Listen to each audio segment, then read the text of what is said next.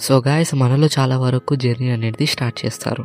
నేనొచ్చేసి నా ఒక వర్క్ పైన సిటీకి అనేది నా జర్నీ అనేది స్టార్ట్ చేశాను. ఇప్పుడు వచ్చేసి నేను సెక్రటరియట్ని అయితే క్రాస్ చేస్తున్నాను గాయ్స్. చూస్తున్నారు కదా ఇక్కడ సైడ్ రోడ్. మనలో జర్నీని అయితే కొంతమంది లైక్ చేస్తారు, కొంతమంది అన్లైక్ చేస్తారు.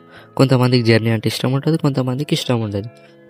బట్ నేను వచ్చేసి ఈరోజు 160 కిలోమీటర్స్ అయితే ట్రావెల్ చేశాను గాయ్స్. బట్ ఈ జర్నీ అనేది వెరీ మెమరబుల్. అప్పుడే మా కజిన్ ఒక ఫేవరెట్ కార్ అయితే మూవ్ అవ్వడం అయితే చూశాను. వాడికి BMW అంటే పిచ్చి. సిటీలో వచ్చేసి కార్ వీవ్స్కి అయితే కొదువే ఉండదు గాయ.